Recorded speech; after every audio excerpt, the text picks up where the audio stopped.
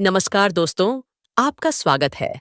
हमारे YouTube channel में कहानी को शुरू करने से पहले इस वीडियो को लाइक करके चैनल को सब्सक्राइब कर दीजिए ताकि आपको ऐसे ही कहानी मिल सके और कमेंट में अपने शहर या अपने गांव का नाम जरूर बताएं ताकि हमें भी पता चल सके हमारी स्टोरी कहां तक पहुंच रही है। तो चलिए शुरू करते हैं। मेरा नाम अर्पणा है। मैं एक मिडिल क्लास फैमिली से हूँ। मेरे लिए एक रिश्ता आया था और मेरे घर वाले बहुत खुश थे क्योंकि लड़के की नौकरी अच्छी थी। वह कनाडा में काम करता था और उसके परिवार में सिर्फ उसके माता पिता और एक विधवा भाभी थी। उसके भाई की मौत पहले ही हो चुकी थी और उसकी भाभी ने दूसरी शादी नहीं की थी, इसीलिए वह उनके साथ ही रहती थी।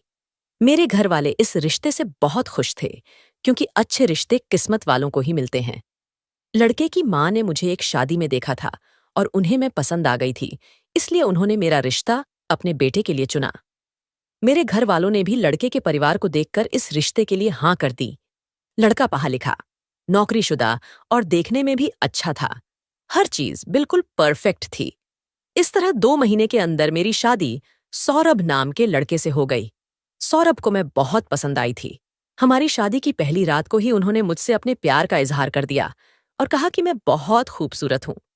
उन्होंने कहा कि उन्हें हमेशा से एक सुंदर लड़की से शादी करने की चाहत थी और मैं वही लड़की हूं। उनकी बातों ने मुझे बहुत खुश किया और मैंने खुद को बहुत सौभाग्यशाली समझा। शादी के बाद मेरी जिंदगी अच्छी चल रही थी।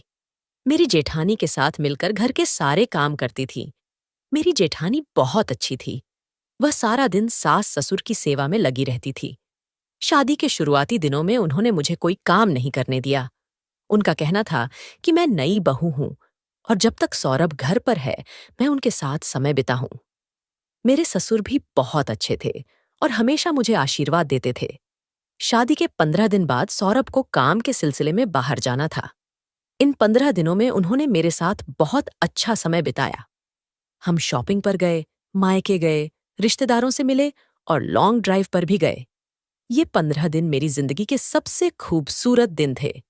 आखिरकार सौरभ के जाने का दिन आ गया और मैं बहुत उदास हो गई। उन्होंने मुझे तसल्ली दी कि वह 2 महीने बाद लौटेंगे और इस बार 1 महीने की छुट्टी लेकर आएंगे। उन्होंने कहा कि मैं अकेली नहीं हूं, घर में और भी लोग हैं। ये बात सही थी। सास, ससुर और जेठानी का प्यार और ख्याल मुझे मिलता था। अगले दिन सौरभ के जाने के बाद मैं उदास हो गई थी। रात को हम चारों ने मिलकर खाना खाया। मेरी सास ने मुझसे कहा कि अब सौरभ काम पर चले गए हैं तो मुझे घर के कामकाज पर ध्यान देना चाहिए। उनकी बात थोड़ी कड़वी लगी, लेकिन वह सही कह रही थी। शादी के बाद से मैंने घर का कोई काम नहीं किया था और अब मुझे अपनी जिम्मेदारी निभानी थी। मैंने अपनी सास से कहा कि मैं अगले दिन से जल्दी उठकर घर के सारे काम कर लूंगी। खाना खाने के बाद मैं बर्तन धोने चली गई और मेरी जेठानी भी मदद करने आ गई। हम बातें करने लगे और उन्होंने कहा कि शायद मुझे मम्मी जी की बात बुरी लगी होगी। मैंने जवाब दिया कि नहीं, मुझे बुरा नहीं लगा और वह सही कह रही थी। इसके बाद मैं अपने कमरे में सोने चली गई। आज पहली बार अपने कमरे में अकेली सो रही थी। मुझे अजीब सा महसूस हो रहा था और सौरभ की कमी भी खल रही थी। मैंने उन्हें कॉल किया और थोड़ी देर बात की, लेकिन फिर भी नींद नहीं आ रही थी। मैंने खुद को व्यस्त रखने की कोशिश की, लेकिन रात के 3 बज गए और नींद नहीं आ रही थी। कमरे में घुटन महसूस हो रही थी तो मैं छत पर चली गई। छत पर अच्छी हवा चल रही थी और मैं वहां कुछ देर टहलती रही। फिर मैंने सोचा कि अब सो जाना चाहिए। जब मैं नीचे आई तो देखा कि मेरी जेठानी के कमरे का दरवाजा बंद था, जो पहले खुला हुआ था। मुझे लगा कि उन्होंने गर्मी की वजह से दरवाजा खोल रखा था और बाद में बंद कर लिया होगा। इस बात पर ज्यादा ध्यान नहीं दिया और सोने चली गई। सुबह 7 बजे उठकर मैंने सबसे पहले चाय बनाई। घर के बाकी लोग अभी सो रहे थे। मैंने नाश्ता किया और अपने कमरे की सफाई की। मेरी सास 9 बजे उठी, लेकिन ससुर और जेठानी अब भी सो रहे थे। मेरी जेठानी आमतौर पर 6 बजे उठ जाती थी, लेकिन आज वह देर तक सो रही थी। मैंने अपनी सास से पूछा कि भाभी की तबीयत तो ठीक है ना? सास ने कहा कि उन्होंने ही उन्हें देर तक सोने दिया था। उन्होंने कहा कि अब घर के कामकाज का जिम्मा मुझ पर है और मुझे जेठानी को आराम देना चाहिए। सास की बात सुनकर मैं हैरान थी। उन्होंने कहा कि आंचल पिछले 5 साल से इस घर की जिम्मेदारी निभा रही है। अब वह आराम करे और मुझे घर के काम और जेठानी, सास, ससुर की सेवा करनी चाहिए। मैंने अपनी सास की बात का जवाब नहीं दिया और चुपचाप अपने काम में लग गई। उनकी बात मुझे थोड़ी अजीब लगी थी। अगर मेरी जेठानी की शादी को 5 साल हो गए थे और वो इतने समय से सास ससुर की सेवा कर रही थी, तो इसमें क्या बड़ी बात थी? वैसे भी आंचल भाभी भले ही विधवा थी, लेकिन वो भी इस घर की बहुत ही और यहाँ रहती थी। इसलिए घर के काम करना उनकी भी जिम्मेदारी थी। अब ऐसा तो नहीं हो सकता कि मेरे आने के बाद वो बिल्कुल ही कोई काम ना करें।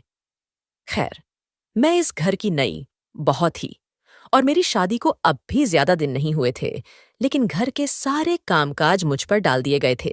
यहां तक कि रोज सबके कपड़े धोना, पूरे घर की सफाई करना, सबके लिए सुबह का नाश्ता, दोपहर का खाना और रात का खाना बनाना और हर वक्त के बर्तन धोना भी मेरी जिम्मेदारी बन गई थी।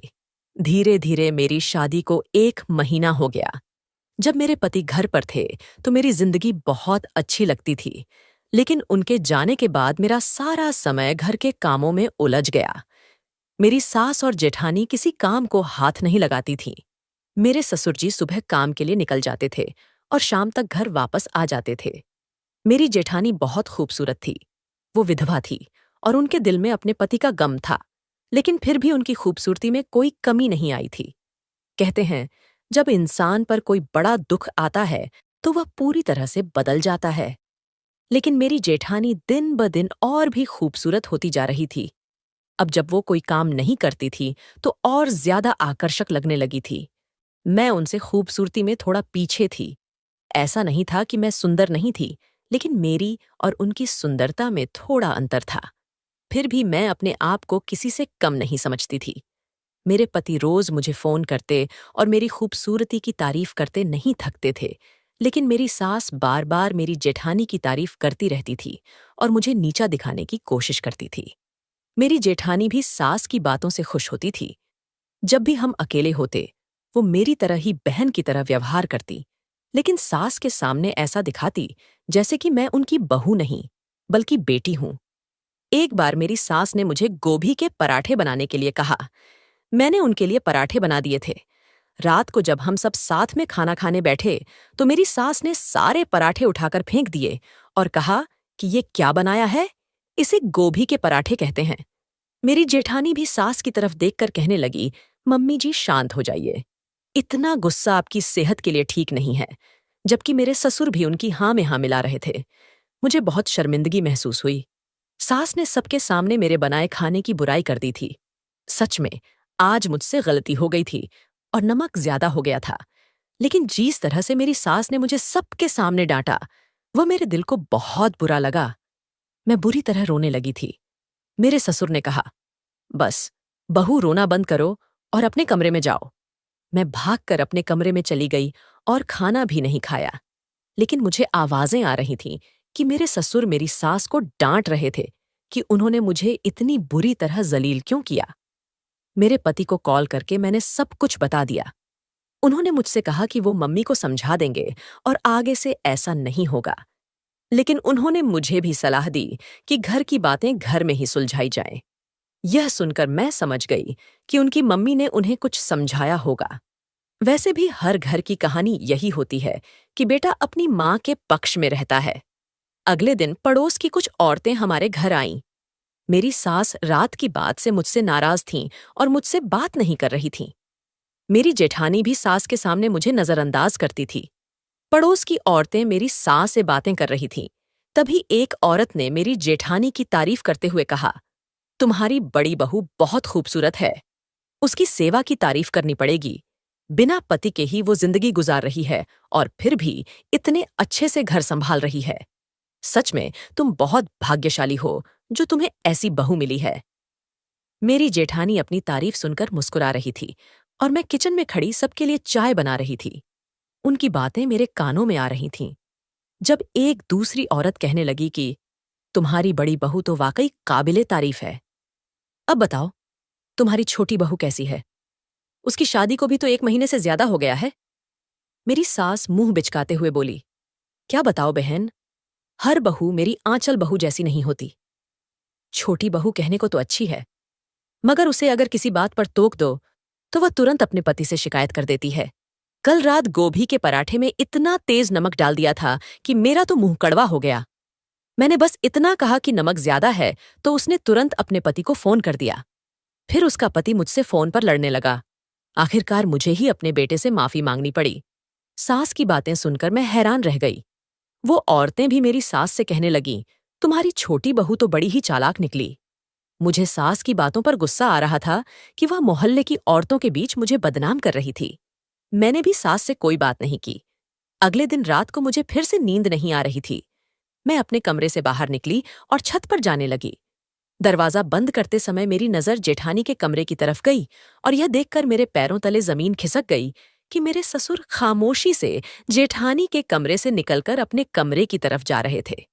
अचानक मेरी नजर जब ससुर पर पड़ी तो वह घबरा गए और तुरंत अपने कमरे में चले गए। आखिर रात के 12 बजे ससुर का जेठानी के कमरे में क्या काम था? मैं सोच में पड़ गई। अगले दिन शाम को जब मेरी सास कहीं जा रही थी, वो अपने पति के साथ घर से निकली, लेकिन उन्होंने मुझे नहीं बताया कि वो कहाँ जा रही है, जबकि जेठानी को सब कुछ पता होता था। मैंने रात के खाने के बारे में सोचते हुए जेठानी से पूछा, भाभी, रात को खाने में क्या बनाऊं? पहले तो वह सोचने लगी, फिर बोली, आलू पालक की सब्जी बना लो। घर में सब लोग इसे बहुत शौक से खाते हैं। मैंने कहा, ठीक है, मैं आलू पालक की सब्जी बना दूंगी। मैं खाना बनाने में व्यस्त हो गई। ससुर शाम को घर आ गए। मैं किचन में थी और जेठानी आंगन में बाल सुखा रही थी। गर्मी ज्यादा होने की वजह से वह शाम को नहाई थी। मैंने ससुर को देखकर उनके लिए चाय बनाने का सोचा। जब मैं चाय की ट्रे लेकर ससुर के कमरे की तरफ जा रही थी तो अचानक जेठानी ने मुझे रोक लिया और कहा, अर्पणा, तुम कहाँ जा रही हो? मैंने कहा, भाभी, मैं पापा जी को चाय देने जा रही हूं। उन्होंने तुरंत मेरे हाथ से चाय की ट्रे ले ली और बोली, पापा जी को चाय में दे आती हूं, तुम खाना बनाओ। उन्होंने चाय की ट्रे लेकर ससुर के कमरे में चली गई। मैंने देखा उनके बाल खुले हुए थे और उन्होंने मेकअप भी किया हुआ था। वह बिना पल्लू के ससुर के कमरे में चली गई। मुझे यह सब देखकर कुछ अजीब लगा। रात को जब हम लोग खाना खाने बैठे तो सास ने सब्जी का एक कौर लिया और तुरंत उल्टी करने लगी। अचानक उन्हें क्या हो गया, समझ नहीं आया। जेठानी ने तुरंत उन्हें दवाई दी और उन्हें खिलाई। कुछ देर बाद सास बेहतर महसूस करने लगी। फिर सास ने मुझ पर चिल्लाना शुरू कर दिया। तुमसे किसने कहा था कि आलू पालक की सब्जी बनाओ? मैंने कहा, मम्मी जी, मुझसे तो भाभी ने कहा था। सास कहने लगी, अगर आंचल ने कहा भी था तो तुम्हें मेथी डालने की क्या जरूरत थी? मुझे मेथी से एलर्जी है। मैंने जेठानी की तरफ देखा और कहा, भाभी, आपने मुझे क्यों नहीं बताया कि मम्मी जी को मेथी से एलर्जी है? अगर मुझे पता होता तो मैं कभी मेथी नहीं डालती। जेठानी ने नजरें चुराते हुए कहा, मैंने तुम्हें बताया था, तुम याद करो। मैंने कहा था कि आलू पालक की सब्जी बना लो, मगर उसमें मेथी मत डालना। मम्मी जी को एलर्जी है और वह गुस्सा हो सकती है। वह साफ झूठ बोल रही थी। मेरी सास ने मुझ पर फिर से गुस्सा किया और कहा, तुमसे कोई काम ढंग से नहीं होता। ससुर ने मेरी साइड लेने की कोशिश की, मगर सास ने उन्हें चुप करा दिया। आज जो डांट पड़ी वह जेठानी की वजह से पड़ी थी। मैं अपने कमरे में आकर फूट फूट कर रोने लगी। मैंने अपनी मम्मी को बताया तो उन्होंने कहा, देखो अर्पणा, ससुराल में हर लड़की को ऐसे मुश्किलों का सामना करना पड़ता है। तुम भी चुप रहकर अपने घर में खुश रहो और जितना हो सके अपने ससुराल वालों की सेवा करो। मेरी तो कोई सुनने वाला नहीं था, मगर मुझे जेठानी और ससुर के बीच कुछ गड़बड़ लग रही थी और मेरा शक अगली रात सच हो गया। अब मेरी आदत हो गई थी कि जब तक छत पर जाकर कुछ देर ठंडी हवा नहीं खाती तब तक नींद नहीं आती थी। मेरे कमरे में गर्मी बहुत थी, इसीलिए मैं छत पर चली जाती थी। उस रात जब मैं छत से वापस अपने कमरे में आई तो मैंने जेठानी के कमरे से ससुर की आवाज सुनी। कमरे का दरवाजा बंद था, मगर खिड़की हल्की सी खुली हुई थी। मैं खिड़की के पास जाकर उनकी बातें सुनने की कोशिश करने लगी। जेठानी और ससुर आपस में बहुत प्यार भरी बातें कर रहे थे। उनकी बातें सुनकर मेरे कान खड़े हो गए। ससुर ने कहा, आज तुमने अर्पणा के साथ बहुत गलत किया है। जेठानी ने जवाब दिया, मैंने कुछ गलत नहीं किया।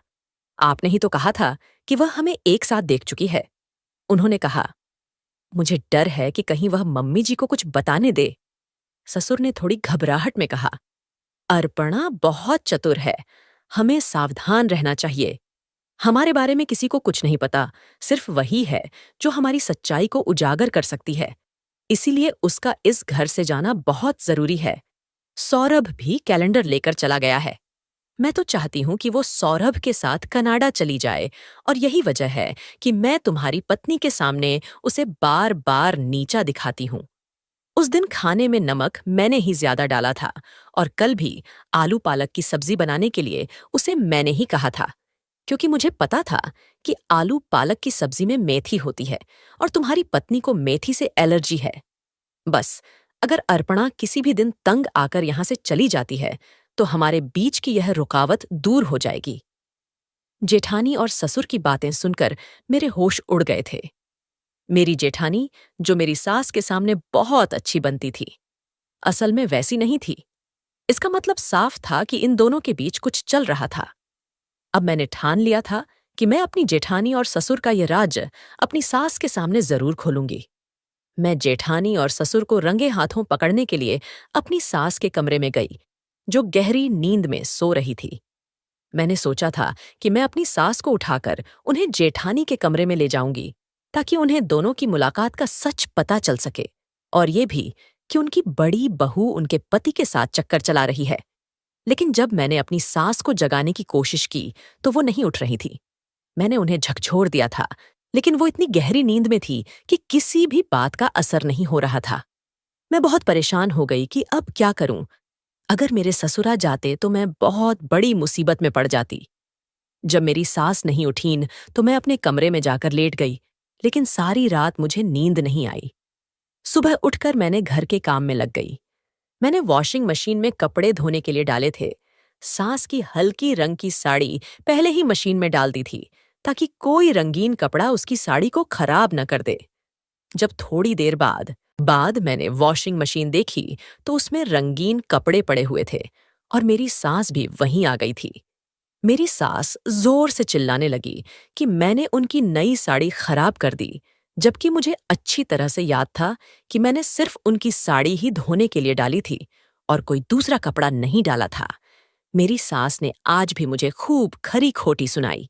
मैं समझ गई थी कि ये सब मेरी जेठानी ने किया है, ताकि मुझे घर से निकाल दिया जाए और उनका राज किसी के सामने ना आ जाए। मैंने अपने पति को बताया कि उनके पिता और उनकी भाभी का अफेयर चल रहा है। मेरे पति ने मेरी बातों पर यकीन नहीं किया और मुझे फोन पर ही डांट दिया। उनका कहना था कि पहले मैं उनकी मां की शिकायत करती थी और अब उनके पिता और भाभी की भी कर रही हूं। अब मैंने फैसला किया कि मैं रातों को जाकर इन पर नजर रखूंगी और उनकी सच्चाई सबके सामने लाऊंगी। मेरे पति के घर आने के 2 महीने पूरे हो गए थे और अब उन्हें 1 महीने के लिए वापस आना था।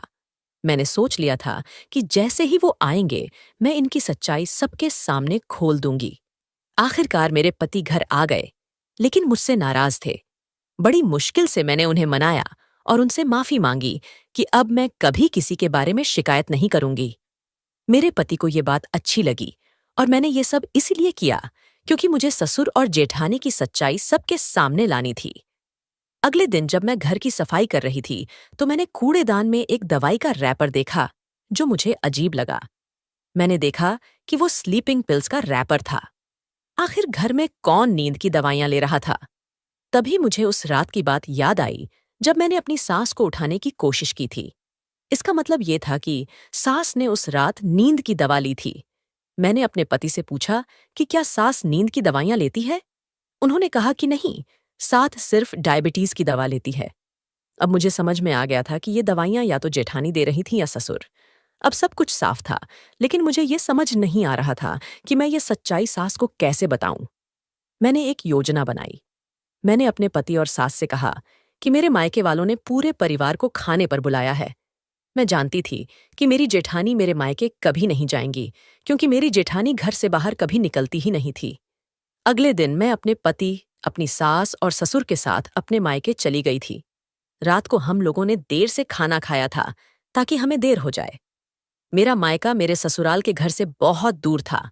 हम लोगों के पास अपनी गाड़ी भी नहीं थी। हम लोग ऑटो से मेरी ससुराल पहुंचे थे। रात के 11 बज रहे थे जब मैंने अपनी मम्मी को अपना पूरा प्लान बता दिया था मेरी मम्मी मेरे प्लान में शामिल हो गई थी और मेरा साथ दे रही थी। इसलिए मेरी मम्मी ने मेरे पति और मेरी सास को आज रात रुकने के लिए कहा था। उन्होंने कहा था कि आप लोग कल सुबह चले जाइएगा, और वैसे भी इतनी रात को सवारी की भी परेशानी होती है। रही मेरे ससुर की बात, तो मेरे प्लान के मुताबिक उन्होंने हमारे घर पर रुकने से साफ इनकार कर दिया था और उन्होंने मेरी सास से कहा था कि तुम लोग यहाँ रुक जाओ, कल सुबह आराम से आ जाना। उनका इतना कहने का मकसद यही था कि वह आराम से जेठानी के साथ मुलाकात कर सके।